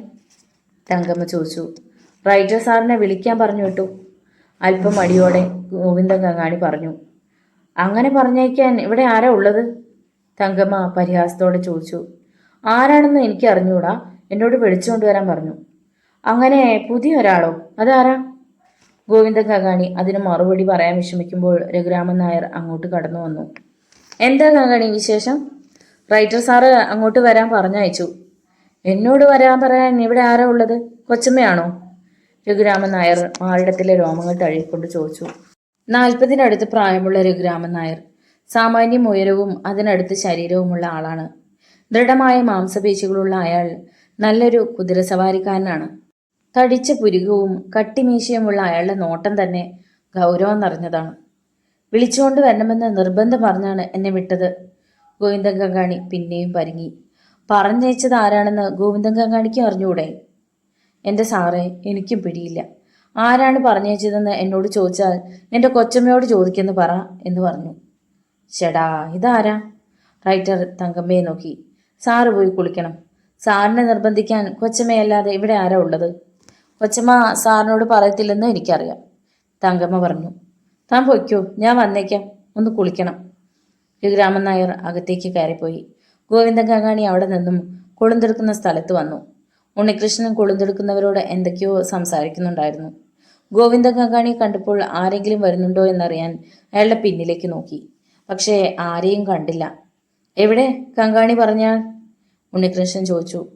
റൈറ്ററുടെ കാര്യമാണോ സർ? പിന്നെ അല്ലാതെ എവിടെയാൾ? കുളിച്ചിട്ട് വരാമെന്ന് പറഞ്ഞു. അപ്പോൾ ഇവിടെ നിൽക്കുന്നവരൊക്കെ കുളിച്ചിട്ടാണോ വന്നത്? ഇനി എന്നെ കണ്ടിട്ട് ജോലിക്ക് കയറാൻ മതി എന്ന് പറയണം. ഉണ്ണികൃഷ്ണൻ പൊന്നിയെ ഒന്നുകൂടി ശ്രദ്ധിച്ച ശേഷം ജീപ്പിൽ കയറിപ്പോയി. അന്ന് രാവിലെ നടന്ന സംഭവം ഉച്ചയോടുകൂടി എസ്റ്റേറ്റ് മുഴുവൻ അറിഞ്ഞു. എസ്റ്റേറ്റിൽ പുതിയ ഒരാൾ വന്നിരിക്കുന്നു. ആരാണെന്ന് വ്യക്തമായി നിശ്ചയമില്ല. പക്ഷേ അധികാരസ്വരത്തിലാണ് സംസാരിക്കുന്നത്. പുതിയ റൈറ്റർ ആയിരിക്കുമെന്ന് ചിലരൊക്കെ ഊഹിച്ചു. അങ്ങനെയാണെങ്കിൽ രഘുരാമൻ റൈറ്ററെ അന്വേഷിച്ചത് എന്തിനാണ്? പുതിയ മാനേജർ വല്ലതുമാണോ? അങ്ങനെയും പലരും ചിന്തിച്ചു. എസ്റ്റേറ്റിൽ എവിടെയും ആ പുതിയ ആളെക്കുറിച്ച് സംസാരമായി. ജഗദമ്മ അമ്മായിയെക്കുറിച്ച് താഴേക്കിടയിലുള്ള തൊഴിലാളികൾക്ക് യാതൊരു മതിപ്പുമില്ലായിരുന്നു. അവർക്കൊക്കെ ഒരു ഭയമായിരുന്നു. അതേസമയം റൈറ്റർമാർക്കും ഫാക്ടറിയിലെ ഉയർന്ന ഉദ്യോഗസ്ഥന്മാർക്കും അവരോട് താല്പര്യമായിരുന്നു. ആനുകൂല്യങ്ങൾ അവർക്ക് മാത്രമാണ് ഉണ്ടായിരുന്നത്. എന്നാൽ മറ്റുള്ളവരെ വെറും അടിമകളെ പോലെയാണ് അവർ കരുതിയിരുന്നത്. Raghuraman Nair, tea maker, assistant tea maker എന്നിവരുമായി ജഗദമ്മായി വളരെ അടുപ്പത്തിലായിരുന്നു. അവർക്ക് വേണ്ടി പലപ്പോഴും വിഭവസമൃദ്ധമായ ഡിന്നർ ഏർപ്പെടുത്തിയിരുന്നു. അക്കൂട്ടത്തിൽ മദ്യപാനവും ഉണ്ടായിരുന്നു. തൊഴിലാളി നേതാക്കന്മാർ വരെ അവർ പറയുന്നത് അനുസരിക്കുമായിരുന്നു. അനുസരിക്കാത്തവരെ അവർ കള്ളക്കേസുകളിൽ കുടുക്കിയിരുന്നു. ഉച്ച കഴിഞ്ഞപ്പോൾ ഗോവിന്ദൻ കങ്കാണി റൈറ്ററുടെ ബംഗ്ലാവിലെത്തി. അയാൾ എന്തു പറഞ്ഞു കങ്കാണി? റൈറ്റർ ചോദിച്ചു. നാളെ അങ്ങനെ കണ്ടിട്ട് ജോലിക്ക് കയറിയാൽ മതിയെന്ന് പറഞ്ഞു. ഓഹോ, കൽപ്പനയാണോ? എന്നാ പറഞ്ഞയച്ചത്? അങ്ങനെയാണെങ്കിൽ അവൻ ഇവിടെ നിന്ന് തിരിച്ചു പോയില്ലല്ലോ. റൈറ്ററെ പറ്റി അറിഞ്ഞുകൂടായിരിക്കും. അന്ന് സന്ധ്യയ്ക്ക് ചാരായക്കടയിലും ഇതേ സംസാരമുണ്ടായി. എസ്റ്റേറ്റിലെ പല കാര്യങ്ങളും ചർച്ച ചെയ്ത് തീരുമാനിക്കുന്നത് ചാരായക്കടയിൽ വെച്ചായിരിക്കും. കടുവാക്കുട്ടനും സ്ഥലത്തുണ്ടായിരുന്നു. കുട്ടൻ ആകെ ബലഹീനായിരുന്നു. എന്താ കുട്ട, നിന്നെ അയാൾ നിരപ്പാക്കിയെന്നാണല്ലോ കേൾക്കുന്നത്? ഗോവിന്ദൻ കങ്കാണി ചോദിച്ചു. അവന് ഇനിയും ആയുസുണ്ടെന്നാണ് തോന്നുന്നത്. അതെന്താ കുട്ട അങ്ങനെ പറഞ്ഞത്? ആ സമയം എൻ്റെ കയ്യിൽ കത്തിയില്ലായിരുന്നു. അത് അവൻ്റെ ഭാഗ്യം. ഇല്ലെങ്കിൽ ഞാൻ ഒന്നുകൂടി ജയിലിൽ പോകേണ്ടി വരുമായിരുന്നു. കത്തിയൊക്കെ കുട്ടൻ്റെ കയ്യിലുണ്ടായിരുന്നു, പക്ഷേ അതെടുക്കാൻ അയാൾ സമ്മതിക്കണ്ടേ? ചാരായക്കടക്കാരൻ പറഞ്ഞു. അതൊന്നുമല്ല രാഘവ, കുത്തണമെന്ന് വിചാരിച്ചാൽ കുത്തുക തന്നെ ചെയ്യും. കുട്ടൻ എളിയിൽ നിന്ന് പിച്ചാത്തി എടുത്ത് നിവർത്തി ഡെസ്കിന്റെ പുറത്ത് കുത്തി നിർത്തി. ഒരു അര ഇങ്ങെടുത്തേ, കുട്ടൻ ആവശ്യപ്പെട്ടു. നിന്റെ കയ്യിൽ കാശുണ്ടോ? രാഘവൻ ചോദിച്ചു. കാശൊക്കെ തരാം, നീ കുറേ തരാനുണ്ടല്ലോ. എൻ്റെ കണക്കിൽ അവൻ അര കൊടുത്തേക്ക്, ഗോവിന്ദൻ കങ്കാണി പറഞ്ഞു. അര അകത്തായപ്പോൾ കുട്ടൻ പിച്ചാത്തി ഡെസ്കിൽ നിന്നെടുത്ത് ഡെസ്കിൽ ഒരു വൃത്തം വരച്ച് അതിൻ്റെ നടുക്കായി കത്തി കുത്തി നിർത്തി. എന്നെങ്കിലും ഒരിക്കൽ ഇത് ഞാൻ അവൻ്റെ അകത്ത് കയറ്റും. കുട്ടനെ തൊട്ടിട്ടുള്ളവരാരും രക്ഷപ്പെട്ടിട്ടില്ല. ഇതൊക്കെ ഇവിടെ ഇരുന്ന് പറയണ്ട, നീ ഇറങ്ങിപ്പൊയ്ക്കോ. രാഘവൻ അവനെ എതിർത്തു. അന്ന് രാത്രി ഊണ് കഴിച്ചുകൊണ്ടിരുന്നപ്പോൾ ജഗദമ്മ അമ്മായി ഉണ്ണികൃഷ്ണൻ അഭിമുഖമായി കസേരയിൽ വന്നിരുന്നു. എന്താ ഉണ്ണി, രാവിലെ എസ്റ്റേറ്റിൽ എന്തോ പ്രശ്നമുണ്ടായെന്ന് കേട്ടല്ലോ? സാധാരണ മട്ടിൽ അമ്മായി ചോദിച്ചു. റൈറ്റർ ജോലിക്ക് വന്നില്ല. ഞാൻ ആളെ പറഞ്ഞയച്ചു, എന്നിട്ടും കണ്ടില്ല. അവരൊക്കെ പഴയ ആൾക്കാരല്ലേ, കുറേയൊക്കെ വിട്ടുവീഴ്ച ചെയ്യണ്ടേ? അമ്മായി പറഞ്ഞു. ജോലി ചെയ്യാൻ പറ്റാത്തവർ രാജിവെച്ച് പോണം. നമുക്ക് പണി നടന്ന പോരെ? റൈറ്റർമാർക്കൊക്കെ നല്ല ശമ്പളം കൊടുക്കുന്നില്ലേ, കൂടാതെ ബോണസും. അത് പിന്നെ വേണ്ടേ, കൊടുക്കാതിരിക്കാൻ ഒക്കുമോ? ജോലി ചെയ്യുന്ന തൊഴിലാളികൾക്ക് കാര്യമായിട്ടൊന്നും കൊടുക്കാതിരിക്കുകയും ജോലി ചെയ്യാത്തവർക്ക് ശമ്പളവും അതുപോലെ ബോണസും മറ്റും കൊടുക്കുന്നത് എന്തിനാണെന്ന് എനിക്ക് മനസ്സിലാവുന്നില്ല. ഇതൊക്കെ പഴയ പതിവല്ലേ, നമുക്കൊരു പുതിയ രീതി തുടങ്ങാം. നീ എന്താ ഇങ്ങനെയൊക്കെ പറയുന്നത്? എനിക്കൊന്നും മനസ്സിലാകുന്നില്ല. അമ്മായി പറയുന്നത് എന്താണെന്ന് എനിക്ക് ഒട്ടും തിരിയുന്നില്ല. ഉണ്ണികൃഷ്ണനോട് കൂടുതൽ സംസാരിക്കുന്നതിൽ കാര്യമില്ലെന്ന് മനസ്സിലായി ജഗദമ്മ അമ്മായി അവിടെ നിന്ന് എഴുന്നേറ്റ് പോയി. ഉണ്ണിയേട്ടനും അമ്മയും തമ്മിൽ ഒരിക്കലും ചേരില്ല. വിമല അടുത്ത് വന്നിരുന്നു. വിമലയ്ക്കൊന്നും അറിഞ്ഞുകൂടാനിട്ടാണ്. ഈ എസ്റ്റേറ്റിൽ നടക്കുന്നത് പലത് അനീതിയാണ്. എനിക്കിതിനൊന്നും കൂട്ടു നിൽക്കാൻ പറ്റില്ല. എന്തിനാ ഉണ്ണിയേട്ട ആവശ്യമില്ലാത്ത കാര്യങ്ങളിലൊക്കെ ഇടപെടുന്നത്? ആവശ്യമില്ലാത്ത കാര്യങ്ങളോ? ഇവിടെ കന്നുകാലികളെ പോലെ കഷ്ടപ്പെടുന്ന കുറെ തൊഴിലാളികളുണ്ട്. അവരെ മേയ്ക്കുന്ന കുറെ യജമാനന്മാരും. എനിക്കിതൊന്നും സഹിക്കില്ല. അതിനിപ്പോ ഉണ്ണിയേട്ടൻ എന്തിനാ ഇതിലൊക്കെ ഇടപെടുന്നത്? എന്തിനാണെന്ന് ഞാൻ പറഞ്ഞാൽ നിനക്ക് മനസ്സിലാവില്ല. വിമല പിന്നീട് അതേക്കുറിച്ച് ഒന്നും ചോദിച്ചില്ല. ഉണ്ണികൃഷ്ണൻ കിടക്കുമ്പോൾ പിറ്റേന്ന് രാവിലെ താൻ ഒരിക്കലും കണ്ടിട്ടില്ലാത്ത റൈറ്ററെ എങ്ങനെ നേരിടും എന്നതിനെക്കുറിച്ചായിരുന്നു ചിന്തിച്ചത്. അതിരാവിലെ ഉണ്ണികൃഷ്ണൻ എഴുന്നേറ്റു. ജീപ്പ് ഒഴിച്ച് പെരട്ടുകളത്തിലെത്തി. അവിടെ കുറേ നേരം നിന്ന ശേഷം ജീപ്പിൽ കയറി എസ്റ്റേറ്റ് റോഡിലൂടെ സഞ്ചരിച്ചു. മൂടൽമഞ്ഞ് അപ്പോഴും തേയിലച്ചെടികൾക്ക് മുകളിൽ തങ്ങിക്കിടന്നിരുന്നു. ഒരു വളവ് തിരിഞ്ഞപ്പോൾ ഗോവിന്ദൻ കങ്കാണിയും മറ്റൊരാളും കൂടി സംസാരിച്ചു നിൽക്കുന്നത് കണ്ട് ഉണ്ണികൃഷ്ണൻ ജീപ്പ് നിർത്തി. നിങ്ങളാരാ? റൈറ്ററോട് ഉണ്ണികൃഷ്ണൻ ചോദിച്ചു. എൻ്റെ പേര് രഘുരാമൻ നായർ, ഈ എസ്റ്റേറ്റിലെ റൈറ്ററാണ്. നിങ്ങളെ വിളിക്കാനാണോ ഇന്നലെ ഗോവിന്ദൻ കങ്കാണി വന്നത്? അതെ. എന്നിട്ട് എന്തേ വരാഞ്ഞത്? അപ്പോൾ വരണമെന്ന് തോന്നിയില്ല. എന്നാ ഇനിയും നിങ്ങൾ വരണ്ട, പൊയ്ക്കോ. എന്നെ കാണാതെ ജോലിക്ക് കയറാൻ നിങ്ങളോട് ആര് പറഞ്ഞു? നിങ്ങളാരാ അത് പറയാൻ? റൈറ്റർ ചോദിച്ചു. ഇത്രയും തൊഴിലാളികളുടെ മുന്നിൽ വെച്ച് നിങ്ങളെ ഞാൻ അപമാനിക്കുന്നില്ല. ഞാൻ ആരാണെന്ന് അറിയണമെങ്കിൽ നിങ്ങളുടെ കൊച്ചമ്മയോട് ചെന്ന് ചോദിക്കുക. ഞാൻ പറയുമ്പോൾ നിങ്ങൾ ഇനി ജോലിക്ക് കയറിയാൽ മതി. റൈറ്ററുടെ നെറ്റി ചൊളിഞ്ഞു. നിമിഷം കൊണ്ട് അയാൾ എന്തോ ആലോചിച്ചു. ശരി, ഞാൻ പോകുന്നു. ഇനി നിങ്ങൾ എന്നെ വിളിച്ചാലേ ഞാൻ വരികയുള്ളൂ. റൈറ്റർ നടന്നുപോയി. രഘുരാമൻ റൈറ്ററെ എതിർക്കുന്ന ഒരാളെ ആദ്യമായി അവിടെയുള്ള തൊഴിലാളി സ്ത്രീകൾ കാണുകയായിരുന്നു. എസ്റ്റേറ്റ് റൈറ്റർ രഘുരാമൻ നായരുടെ ജീവിതത്തിലെ ആദ്യത്തെ അനുഭവമായിരുന്നു അത്. ഇന്ന് വരെ അയാളെ ആരും എതിർത്തിട്ടില്ല. ആ എസ്റ്റേറ്റിൽ ജോലി നോക്കാൻ തുടങ്ങിയിട്ട് 10 വർഷത്തോളം ആവുന്നു. ജഗദമ്മ അമ്മായി പോലും അയാളോട് എതിർത്തിട്ടില്ല. ഇതിനു മുമ്പ് മൈസൂർ ഏതോ എസ്റ്റേറ്റിൽ ജോലി നോക്കിയിരുന്ന അയാൾ രാഷ്ട്രീയ രംഗത്ത് പിടിപാടുള്ള ഒരു ഉന്നത വ്യക്തിയുടെ ബന്ധുവായിരുന്നു. കേന്ദ്രത്തിൽ വരെ പിടിപാടുണ്ടായിരുന്ന ആ മനുഷ്യൻ ചിലപ്പോഴൊക്കെ രഘുരാമൻ നായരുടെ ബംഗ്ലാവിൽ എത്തുമായിരുന്നു. ആ ബലം നായരെ അഹങ്കാരിയാക്കി മാറ്റിയിരുന്നു. ആ എസ്റ്റേറ്റിലുണ്ടായിരുന്ന തേയില കൂടുതലും വിദേശത്തേക്ക് കയറ്റുമതി ചെയ്യുകയാണ് പതിവ്.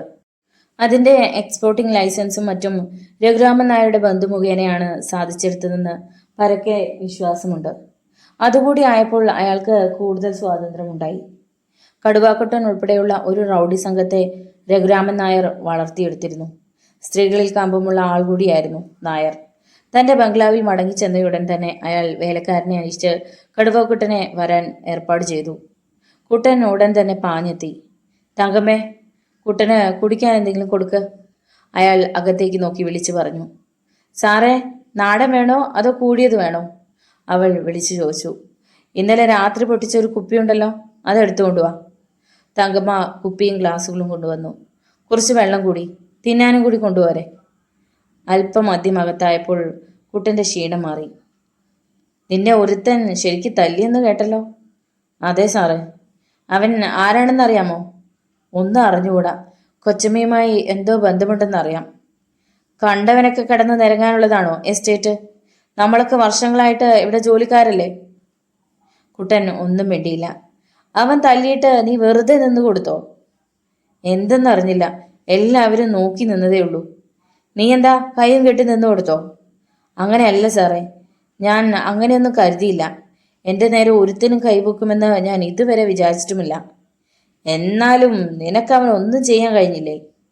അവൻ ആളത്ര മോശമല്ല. വെറും പയ്യനല്ലേടാ. അല്ല സാർ, എന്തൊക്കെയോ അവൻ പഠിച്ചിട്ടുണ്ട്. കൈയും കാലുമൊക്കെ പാഞ്ഞു വരുന്നത് കാണാൻ പാടില്ല, അത്ര സ്പീഡാ. നിന്നെ എത്രയുമൊക്കെ ചെയ്തിട്ട് കൊച്ചമ്മയൊന്നും പറഞ്ഞില്ലേ? അതാണ് എനിക്കും മനസ്സിലാകാത്തത്. കൊച്ചമ്മയ്ക്കും അയാളെ പേടിയാണെന്നാണ് തോന്നുന്നത്. അങ്ങനെയാണെങ്കിൽ അത് കുഴപ്പമാണ് കുട്ടാ. കൊച്ചമ്മ മറ്റൊരാളെ പേടിക്കാൻ പാടില്ല. അത് നമുക്ക് ആപത്താണ്. അത് ശരിയാണ്. സാറിനെ അല്ലാതെ മറ്റൊരാളെ കൊച്ചമ്മ പേടിച്ചാൽ അയാളെ സാറും പേടിക്കേണ്ടതായി വരും. കടുവാക്കുട്ടൻ പറഞ്ഞത് വളരെ ശരിയാണെന്ന് രഘുരാമൻ നായർക്ക് മനസ്സിലായി. കൊച്ചമ്മ മറ്റൊരാളെ പേടിച്ചാൽ അയാളായിരിക്കും എസ്റ്റേറ്റിലെ ഏറ്റവും പ്രധാനപ്പെട്ടയാൾ. അയാൾക്ക് മറ്റെല്ലാവരും കീഴടങ്ങേണ്ടതായി വരും. അതുകൊണ്ട് അങ്ങനെ ഒരു സംഭവം ഉണ്ടാകാൻ പാടില്ല. അങ്ങനെ ഒരാൾ എസ്റ്റേറ്റിൽ വളർന്നു വരാൻ അനുവദിച്ചുകൂടാ. ഞാൻ നിന്നെ വിളിച്ചത് ഇതേക്കുറിച്ച് ആലോചിക്കാനാ. കൊച്ചമ്മയ്ക്കും അവന് പേടിയാണെങ്കിൽ കൊച്ചമ്മയോട് അതേക്കുറിച്ച് പറഞ്ഞിട്ട് കാര്യമില്ല. പിന്നെ എന്താണ് ചെയ്യുക? നമ്മളെ എതിർത്ത് ഇന്ന് വരെ ആരെങ്കിലും ഈ എസ്റ്റേറ്റിൽ ജീവിച്ചിട്ടുണ്ടോ? രഘുരാമൻ നായർ കുട്ടൻ്റെ ഗ്ലാസ്സിലേക്ക് അല്പം കൂടി മദ്യം ഒഴിച്ചു കൊടുത്തു. അതിനെന്താ, അവനെ അങ്ങ് വീശിയ പോരെ. അത് കഴിഞ്ഞ് ആ പാറക്കെട്ടിൽ കൊണ്ടിട്ട് ആ സംഗതി തീർന്നു. എന്നാൽ അങ്ങനെ തന്നെ, രഘുരാമൻ നായർ അതിനോട് യോജിച്ചു. കടവക്കുട്ടൻ അടുത്ത ദിവസം തന്നെ റൗഡി സംഘത്തിൽപ്പെട്ടവരുമായി കൂടി. ഉണ്ണികൃഷ്ണനെ വകവരുത്താനുള്ള പ്ലാൻ അവർ ആലോചിച്ചു. രാത്രി ചില സമയങ്ങളിൽ വേട്ടയ്ക്ക് പോകുന്ന പതിവ് ഉണ്ണികൃഷ്ണനുണ്ടായിരുന്നു. അങ്ങനെ വരുന്ന ഏതെങ്കിലും അവസരത്തിൽ അയാളെ അപായപ്പെടുത്താൻ അവർ തീരുമാനിച്ചു. 2-3 ദിവസം രാത്രി കാത്തിരുന്നിട്ടും ഉണ്ണികൃഷ്ണനെ കാണാൻ കഴിഞ്ഞില്ല. ഒരു ദിവസം പതിവ് പോലെ പൊന്നി കൊളുന്ത് തൂക്കിക്കൊടുത്ത ശേഷം നടന്നു വരികയായിരുന്നു. വഴിക്ക് വെച്ച് കടുവാക്കുട്ടൻ അകലിൽ നിന്നും വരുന്നത് കണ്ടു. തിരിഞ്ഞു നോക്കിയപ്പോൾ പിന്നിൽ നിന്ന് 2-3 തൊഴിലാളി സ്ത്രീകൾ വരുന്നു. തൽക്കാലം കുട്ടനിൽ നിന്ന് രക്ഷപ്പെടാൻ വേണ്ടി അവൾ പിന്നോട്ടോടി ആ സ്ത്രീകളുടെ കൂടെ ചേർന്നു. പക്ഷേ അടുത്ത് വന്നപ്പോൾ കുട്ടൻ അവളോട് പറഞ്ഞു, നിന്റെ മറ്റവനെ ഞങ്ങൾ എടുത്തോളാം. എന്നെ തല്ലിയവനൊന്നും ഈ എസ്റ്റേറ്റിൽ ജീവിച്ചിരുന്നിട്ടില്ല. അത്രയും പറഞ്ഞ ശേഷം അവൻ പെട്ടെന്ന് നടന്നു പോവുകയും ചെയ്തു. അത് കേട്ടപ്പോൾ പൊന്നിക്ക് സംശയം തോന്നി. കുട്ടനെ പറ്റിയും അവൻ്റെ റൗഡി കൂട്ടുകെട്ടിനെ പറ്റിയും അവൾക്ക് നന്നായി അറിയാം. ഏതു തരത്തിലുള്ള ചതിവും ഉപയോഗിച്ച് അവരെ എതിർക്കുന്നവരോട് പകരം വീട്ടുമെന്നും കേട്ടിട്ടുണ്ട്. തന്നെ ഒരിക്കൽ ആ കാട്ടാളുടെ പിടിയിൽ നിന്ന് രക്ഷിച്ച ആ നല്ല മനുഷ്യനെ വിവരം ധരിപ്പിക്കാൻ അവൾ തീരുമാനിച്ചു. എന്നും വൈകുന്നേരം ഉണ്ണികൃഷ്ണൻ പുഴയിലെ വെള്ളച്ചാട്ടത്തിനരികിൽ വരാറുണ്ടെന്ന് അവൾക്കറിയാമായിരുന്നു. അന്ന് കുളിച്ചുകൊണ്ടിരുന്നപ്പോൾ അയാളെ കണ്ടതിന് ശേഷം പിന്നീട് അവൾ അവിടെ പോയിട്ടില്ല. ഉണ്ണികൃഷ്ണൻ വരുന്നതിന് മുമ്പ് തന്നെ അവൾ കുളിച്ചു കയറി പോകുമായിരുന്നു. അന്ന് അവിടെ പോകുവാൻ തന്നെ അവൾ തീരുമാനിച്ചു. അലക്കാൻ കുറെ തുണിയും എടുത്തുകൊണ്ട് അവൾ പുഴയിലേക്ക് പോയി. കുറെ കഴിഞ്ഞപ്പോൾ ഉണ്ണികൃഷ്ണൻ അവിടെ എത്തി. നിന്നെ ഇപ്പോൾ കാണാനില്ലല്ലോ, അയാൾ പറഞ്ഞു. കൊളുന്തെടുക്കുമ്പം സാറിനെ കണ്ടല്ലോ. അതല്ല, ഇവിടെ ഇവിടെ ഞാൻ എന്നും വരാറുണ്ട്. നേരത്തെ വന്നിട്ട് പോവും. കൊളുന്തെടുക്കാനൊക്കെ പഠിച്ചോ? പഠിച്ചു. ഉണ്ണികൃഷ്ണൻ പാറയിലേക്ക് തള്ളി നിന്ന പാറയിൽ കയറിയിരുന്നു. മേഘങ്ങളെ തൊട്ടുരുമി തെക്കോട്ട് വളഞ്ഞു പോകുന്ന കിഴക്കൻ മലയുടെ ചെരുവിൽ നിന്നും വേരുകൾ പോലെ ജലഗണങ്ങൾ ഒന്നിച്ചു ചേർന്ന് പുഴ ഉത്ഭവിക്കുന്നത് കാണാം. പടിഞ്ഞാറ് മറയാൻ തുടങ്ങുന്ന സൂര്യന്റെ ചുവന്ന കിരണങ്ങൾ മലമുകളിൽ സിന്ദൂരപ്പൊടി വിതറുന്നുണ്ട്. ഒരു വരച്ച ചിത്രം പോലെയാണ് പ്രകൃതി നിലകൊള്ളുന്നത്. പട്ടണത്തിൽ ജീവിച്ച ഉണ്ണികൃഷ്ണന് മനോഹരമായ ആ പ്രകൃതി സൗന്ദര്യം ഉപേക്ഷിച്ച് അവിടെ നിന്നും അകലുവാൻ തോന്നിയില്ല. പാറക്കെട്ടുകളുടെ ഇടയിലൂടെ പുളഞ്ഞൊഴുകുന്ന പുഴയുടെ ശബ്ദം ഒരു താളം പോലെ കേൾക്കാം. ഞാൻ ഇന്ന് വന്നത് സാറിനെ കാണാനാ. അത് കൊള്ളാം. എന്താ വിശേഷിച്ച്? ഈ എസ്റ്റേറ്റ് ഒരു നരകമാണ് സർ. ഇത് പറയാനാണോ വന്നത്? ഇനിയുമുണ്ട്. അതെന്താ? സാറിനെ ഉപദ്രവിക്കാൻ ആ കടുവാക്കുട്ടനും കൂട്ടരും ഒരുങ്ങിയിട്ടുണ്ട്. അത് നടക്കുന്ന കാര്യമാണോ പൊന്നി? സാറിന് അവരെക്കുറിച്ച് അറിഞ്ഞുകൂടായിട്ടാ. ഭയങ്കര ദുഷ്ടന്മാരാണ്. അവർക്ക് ഇഷ്ടമില്ലാത്ത പലരെയും കൊന്നിട്ടുണ്ട്. നീ ഇത് പറയാനുള്ള കാരണം? ഞാനിന്ന് പുരയിലോട്ട് പോരുമ്പോൾ ആ കുട്ടൻ സാറിനെ ഉപദ്രവിക്കുമെന്ന് പറഞ്ഞു. രാത്രിയിൽ സാറ് നടക്കുന്നത് സൂക്ഷിച്ചു വേണം. എങ്കിൽ എനിക്കൊന്ന് കാണണം. ഇവിടുത്തെ കൊച്ചമ്മയ്ക്ക് സാറിന് ഇഷ്ടമല്ലേ? അതെന്താ നീ അങ്ങനെ ചോദിച്ചത്? കൊച്ചമ്മ പിന്നിലില്ലെങ്കിൽ കുട്ടൻ ഇങ്ങനെയൊന്നും പറയില്ല. ഇതൊക്കെ നിനക്ക് എങ്ങനെ അറിയാം? എന്നെ വളർത്തി ആ ദുഷ്ടൻ പറയാറുണ്ട്. ആര്? രാമയ്യനോ? അതെ. അപ്പോ അങ്ങനെയാണല്ലേ. ഞാൻ പറഞ്ഞതൊന്നും പറയരുതേ. സാറിനോട് സ്നേഹമുള്ളതുകൊണ്ട് പറഞ്ഞതാ. ഓഹോ, നിനക്ക് എന്നോട് സ്നേഹമുണ്ടോ? അതെന്തിനാ? സാറെന്നെ അന്ന് രക്ഷിച്ചതല്ലേ. ആ നന്ദി എനിക്ക് എപ്പോഴും ഉണ്ട്. ശരി, നീ പൊയ്ക്കോ, സന്ധ്യയാകുന്നു. പൊന്നി താൻ ഉദ്ദേശിച്ച കാര്യം നടന്നതുകൊണ്ട് പിന്നീട് അവിടെ നിന്നില്ല. അവൾ തേയിലകൾക്കിടയിലൂടെയുള്ള ഒറ്റയടി പാതയിലൂടെ നടന്നകലുന്നത് ഉണ്ണികൃഷ്ണൻ നോക്കി നിന്നു. ഉണ്ണികൃഷ്ണൻ നേരെ ബംഗ്ലാവിലേക്ക് പോയി. രാത്രി ഊണ് കഴിച്ചുകൊണ്ടിരുന്നപ്പോൾ പഴയതുപോലെ ജഗദമ്മമായി അടുത്തു വന്നിരുന്നു. കേട്ടോ ഉണ്ണി, നീ എന്തിനാ റൈറ്ററോട് പിണങ്ങിയത്? അയാൾ കൃത്യസമയത്ത് ജോലിക്ക് വരാത്തതുകൊണ്ട്. അവരൊക്കെ പഴയ ആളുകളല്ലേ, കുറേയൊക്കെ വിട്ടുവീഴ്ച ചെയ്യണം. അങ്ങനെയാണെങ്കിൽ പ്രായമായ എത്രയോ കങ്കാണിമാരുണ്ട്. അവരൊക്കെ രാവിലെ ജോലിക്ക് വരുന്നുണ്ടല്ലോ. നമുക്ക് അവരൊക്കെ വേണ്ടതാ. ആ റൈറ്ററും അയാളുടെ കുറേ ആളുകളും ഇല്ലെങ്കിൽ ഈ തൊഴിലാളികളെ അടക്കി നിർത്താൻ പറ്റില്ല. എന്തിനാ അടക്കി നിർത്തുന്നത്? അവർ ജോലി ചെയ്യുന്നു, നമ്മൾ കാശ് കൊടുക്കുന്നു. അടിമകളാക്കേണ്ട ആവശ്യമില്ലല്ലോ. എസ്റ്റേറ്റിലെ രീതിയൊന്നും നിനക്ക് അറിഞ്ഞുകൂടാ. തൊഴിലാളികളെ എപ്പോഴും പേടിപ്പിച്ച് നിർത്തണം. ഞാനത് ഇഷ്ടപ്പെടുന്നില്ല. ഉണ്ണികൃഷ്ണൻ എഴുന്നേറ്റ് കൈ കഴുകി തൂക്കുമെടുത്തുകൊണ്ട് ജീപ്പിൽ കയറി ഓടിച്ചുപോയി. ഇരുളിനെ കീറി മുറിച്ചുകൊണ്ട് ജീപ്പിൽ നിന്നും പുറപ്പെട്ട പ്രകാശം 2 വെള്ളിത്തൂണുകൾ ചരിഞ്ഞു പായുന്നതുപോലെ തേയിലച്ചെടികളുടെ മുകളിലൂടെ നീണ്ടുപോയി. അമ്മായി കുറെ ചട്ടമ്പുകൾ കയ്യിലെടുത്തുകൊണ്ട് തൊഴിലാളികളെ ഭയപ്പെടുത്തി ജോലി ചെയ്യുകയാണെന്ന് ഉണ്ണികൃഷ്ണൻ മനസ്സിലായി. സാധാരണ പണക്കാരുടെ കുടുംബത്തിൽ ജനിച്ചു വളരുന്ന ചെറുപ്പക്കാരെ പോലെ ആയിരുന്നില്ല ഉണ്ണികൃഷ്ണൻ. അയാൾക്ക് അയാളുടേതായ വ്യക്തിത്വവും ആദർശവും ഉണ്ടായിരുന്നു. തന്നിൽ ഒരാളെ പോലെയായിരുന്നു അയാൾ ഒരു തൊഴിലാളിയെ കണ്ടിരുന്നത്. സ്വന്തം നാട്ടിൽ ജീവിക്കാൻ നിവൃത്തിയില്ലാഞ്ഞിട്ട് കൊടും തണുപ്പും മഞ്ഞും അട്ടയുടെ ശല്യവും അനുഭവപ്പെട്ട് മൃഗങ്ങളെപ്പോലെ ജീവിക്കുന്ന തൊഴിലാളികളെ സാമാന്യ മനുഷ്യന്മാരെ പോലെ ആക്കി തീർക്കുവാൻ അയാൾ ആഗ്രഹിച്ചു. അല്പദൂരം മുന്നോട്ട് പോയപ്പോൾ തേയിലത്തലപ്പുകൾക്ക് മുകളിലായി പെട്ടെന്ന് 5-6 ആളുകളുടെ തല കണ്ടതുപോലെ അയാൾക്ക് തോന്നി. പെട്ടെന്ന് അവ താഴേക്ക് അമരുകയും ചെയ്തു. എസ്റ്റേറ്റിലെ അപ്പോഴത്തെ സാഹചര്യം വെച്ച് നോക്കിയപ്പോൾ തനിക്കൊരു അപകടം ഏത് സമയത്തും ഉണ്ടാകാമെന്ന് അയാൾ കരുതിയിരുന്നു. ജീപ്പ് അവിടെ നിർത്തിയതിനു ശേഷം ലൈറ്റ് അണച്ചു. വേട്ടയ്ക്ക് ഉപയോഗിച്ചിരുന്ന ഹെഡ്ലൈറ്റ് നെറ്റിയിൽ പിടിപ്പിച്ച ശേഷം തന്റെ ഇരട്ടക്കുഴൽ തോക്ക് കയ്യിലെടുത്ത് ജീപ്പിന്റെ പിന്നിലേക്ക് ഉണ്ണികൃഷ്ണൻ മാറി നിന്നു. ഉണ്ണികൃഷ്ണനെ അപകടപ്പെടുത്തുവാൻ കാത്തുനിന്നവരിൽ പ്രധാനി രഘുരാമൻ നായരായിരുന്നു. അയാളോടൊപ്പം കടുവാക്കുട്ടനും മറ്റു 4-5 പേരും ഉണ്ടായിരുന്നു. അവൻ അവിടെ ഇറങ്ങിയിട്ടുണ്ട്, കടുവാക്കുട്ടൻ ശബ്ദം താഴ്ത്തി പറഞ്ഞു. ഇനിയിപ്പോൾ എന്താ ചെയ്യുക? മറ്റൊരാൾ ചോദിച്ചു. അവൻ്റെ കയ്യിൽ തോക്കുള്ളതുകൊണ്ട് നമ്മൾ ദൂരെ നിന്ന് ശരിയാവില്ല. അടുത്തു ചെന്ന് അവൻ്റെ കാലിൽ വെട്ടി വീഴ്ത്തുകയാണ് ചെയ്യേണ്ടത്. കുട്ടൻ്റെ അഭിപ്രായം എല്ലാവർക്കും സ്വീകാര്യമായി തോന്നി. തേയിലച്ചെടികളുടെ ഉള്ളിലൂടെ നുഴഞ്ഞ് ഉണ്ണികൃഷ്ണന്റെ അടുത്തെത്തുവാൻ അവർ തീരുമാനിച്ചു. പെട്ടെന്ന് എല്ലാവരും തേയിലച്ചെടികളുടെ ഉള്ളിലേക്ക് കയറി. നല്ലൊരു വേട്ടക്കാരനായ ഉണ്ണികൃഷ്ണന് രാത്രികാലങ്ങളിലുള്ള ഏത് നേരിയ ശബ്ദം പോലും കേൾക്കാനുള്ള കഴിവുണ്ടായിരുന്നു. അയാൾ തോക്ക് കുത്തിപ്പിടിച്ച് താഴേക്കിരുന്ന് ശ്രദ്ധിച്ചു.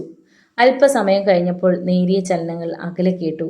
ഏകദേശം 50 അടി അകലത്തിൽ ആ ശബ്ദം കേട്ടു തുടങ്ങിയപ്പോൾ ഉണ്ണികൃഷ്ണൻ ഹെഡ്ലൈറ്റ് തെളിച്ചു. വൃത്താകൃതിയുള്ള പ്രകാശം അതിൽ നിന്ന് പാഞ്ഞ് തേയിലച്ചെടികളുടെ മുകളിൽ വീണു. തേയിലച്ചെടികൾ അനങ്ങുന്നത് ഉണ്ണികൃഷ്ണൻ കണ്ടു. പതിയിരിക്കുന്നവർ എണീറ്റോളൂ, ഞാൻ തോക്ക് ചൂണ്ടി പിടിച്ചിരിക്കുകയാണ്, അനുസരിച്ചില്ലെങ്കിൽ വെടിവെക്കും, ഉണ്ണികൃഷ്ണൻ വിളിച്ചു പറഞ്ഞു. എന്തു ചെയ്യണമെന്നറിയാതെ അവർ പരുങ്ങി. ഒട്ടും സംശയിക്കേണ്ട, എണീറ്റോളൂ, അടുത്തത് വെടിയാണ്. കടുവാക്കുട്ടനും രഘുരാമൻ നായരും ഒഴികെ മറ്റുള്ളവർ എണീറ്റു. അവർ രണ്ടുപേരും തേയിലച്ചെടിയുടെ ഇടയിലൂടെ പിന്നോട്ട് നടന്ന് വാഴച്ചാലിലെത്തി അതിവേഗം ഓടി മറഞ്ഞു. നിങ്ങൾ ആരാണ്? ഇങ്ങോട്ട് അടുത്ത് വരൂ. അവർ പരുങ്ങി പരുങ്ങി ഉണ്ണികൃഷ്ണന്റെ അടുത്തെത്തി. എവിടെയെങ്ങും നിങ്ങളെ കണ്ടിട്ടില്ലല്ലോ. ഞങ്ങൾ അടുത്ത എസ്റ്റേറ്റിലുള്ളവരാണ്. ആ വെട്ടുകത്തികളെല്ലാം ജീപ്പിൽ കൊണ്ടിട്. അവർക്ക് അനുസരിക്കാതെ നിവൃത്തിയില്ലായിരുന്നു. നിങ്ങൾ ആര് പറഞ്ഞിട്ടാണ് വന്നത്? കുട്ടനാണ് പറഞ്ഞത്. നിങ്ങളെ ഞാൻ പോലീസിൽ ഏൽപ്പിക്കാൻ പോവുകയാണ്. അയ്യോ സാർ, രക്ഷിക്കണം, അറിവില്ലാതെ വന്നതാണ്. വെട്ടുകത്തിയുമായി വന്ന് എന്നെ ആക്രമിക്കാൻ ഒരുമ്പെട്ടത് അറിവില്ലാതെയാണെന്നാണോ നിങ്ങൾ പറയുന്നത്? ഇനി ഞങ്ങൾ വരില്ല സാർ. നിങ്ങളെ വെടിവെച്ച് ഈ കാട്ടിലിട്ട് ചുട്ടുകളയാൻ എനിക്കും കഴിയും. ഇനി മേലാൽ ഇവിടെ കണ്ടുപോരുത്. പൊയ്ക്കോളൂ. ജീവൻ തിരിച്ചു കിട്ടിയതുപോലെ അവർ അവിടെ നിന്ന് സ്ഥലം വിട്ടു. ഉണ്ണികൃഷ്ണൻ പിന്നീട് അവിടെ നിന്നില്ല. ജീപ്പ് തിരിച്ച് അയാൾ നേരെ ബംഗ്ലാവിലേക്കാണ് പോയത്. ജീപ്പ് ഷെഡിലിട്ട ശേഷം അതിനുള്ളിൽ കിടന്ന 6 കവാത്ത് കത്തികളുമായി അയാൾ ബംഗ്ലാവിന്റെ വാതിൽക്കൽ ചെന്ന് തട്ടി. ജഗദമ്മമായി വാതിൽ തുറന്നപ്പോൾ കണ്ടത് വെട്ടുകത്തികളും തൂക്കുമായി നിൽക്കുന്ന ഉണ്ണികൃഷ്ണനെയാണ്. ഇതൊക്കെ എന്താണ്? എവിടുന്ന് കിട്ടി? അമ്മായി ചോദിച്ചു. വെട്ടുകത്തി മാത്രമല്ല, ഇതിന്റെ കൂടെ ആളുകളും ഉണ്ടായിരുന്നു. പക്ഷേ നമുക്കൊരു നാണക്കേടുണ്ടാവുമെന്ന് കരുതി ഞാൻ അവരെ ഓടിച്ചു വിട്ടു. നീ എന്താണ് പറയുന്നത്? ഞാൻ പറഞ്ഞത് ശരി തന്നെയാണ്. അക്രമികളാണോ? ഒന്നുമല്ല, വെറുതെ ചാകാൻ വന്നവർ. ഞാൻ കൊന്നില്ലെന്നേ ഉള്ളൂ. ഇനി കണ്ട ആരാണെങ്കിലും വെടിവെക്കും, തീർച്ച. ജഗദമ്മ അമ്മായിക്ക് കാര്യമൊന്നും മനസ്സിലായില്ല. എങ്കിലും ഉണ്ണികൃഷ്ണനെ ആരോ അപകടപ്പെടുത്താൻ ശ്രമിച്ചെന്ന് മാത്രം അവർ ഊഹിച്ചു. സ്വന്തം സഹോദരന്റെ മകനാണെങ്കിൽ കൂടി അപ്പോഴത്തെ സാഹചര്യത്തിൽ അയാൾക്കൊരു അപകടം വന്നാൽ കൂടി അവരത് കാര്യമാക്കുകയില്ലായിരുന്നു. കാരണം ഉണ്ണികൃഷ്ണൻ വന്നതോടുകൂടി അവരാകെ അസ്വസ്ഥതയിലായിരുന്നു. ആ എസ്റ്റേറ്റ് എന്ന സാമ്രാജ്യത്തിൽ റാണിയായി അവർ വിലസുകയായിരുന്നു. ആ സ്ഥാനത്തിപ്പോൾ നേരിയ കോട്ടം തട്ടിയതുപോലെ അവർക്ക് തോന്നി തുടങ്ങി. ഉണ്ണികൃഷ്ണൻ വന്നതോടുകൂടി എസ്റ്റേറ്റിൽ മൊത്തമായി ഒരു മാറ്റം സംഭവിക്കുകയായിരുന്നു. തൊഴിലാളികളിൽ ജോലി ചെയ്യുന്നവരിൽ സന്തോഷം, ജോലി ചെയ്യാത്തവർക്ക് ചെയ്യാതിരിക്കാൻ പറ്റാത്ത അവസ്ഥ. പരക്കെ ഉണ്ണികൃഷ്ണനെക്കുറിച്ച് എല്ലാവരും സംസാരിച്ചു തുടങ്ങിയിരുന്നു. ആരാണ് അയാൾ? ഓരോരുത്തരും പരസ്പരം ചോദിച്ചു. ഉത്തരം കിട്ടിയില്ലെങ്കിലും അയാൾ ഒരു വലിയ മനുഷ്യനാണെന്ന് മാത്രം മനസ്സിലാക്കി. അടുത്ത ദിവസം രഘുരാമൻ നായർ കൊളുന്തെടുക്കുന്ന സ്ഥലത്തുണ്ടായിരുന്നു. തൊഴിലാളികൾക്കെല്ലാം അത്ഭുതം തോന്നി. 7 മണിക്കുള്ള മരം കൂച്ചുന്ന തണുപ്പിൽ റൈറ്റർ രഘുരാമൻ നായരെ ഇന്നലെ വരെ അവർ കണ്ടിട്ടില്ല. ഇന്ന് കഴുത്തു മൂടിയ കമ്പിളി ബനിയനും കാതുകൾ മറയ്ക്കുന്ന കമ്പിളി തൊപ്പിയും ധരിച്ച് തൊഴിലാളികളോടൊപ്പം അയാൾ വന്ന് നിൽക്കുന്നു. നോവലിൻ്റെ തുടർന്നുള്ള ഭാഗങ്ങൾ കേൾക്കുവാൻ വേണ്ടി ചാനൽ സബ്സ്ക്രൈബ് ചെയ്യുക. നിങ്ങളുടെ വിലയേറിയ അഭിപ്രായങ്ങളും നിർദ്ദേശങ്ങളും കമൻറ്റ് ബോക്സിൽ രേഖപ്പെടുത്തുക. വീഡിയോ ഇഷ്ടമായാൽ ഒന്ന് ലൈക്ക് ചെയ്ത് മറ്റു സുഹൃത്തുക്കൾക്ക് കൂടി ഷെയർ ചെയ്ത് നൽകുക. നാളെ കാണാം. നന്ദി.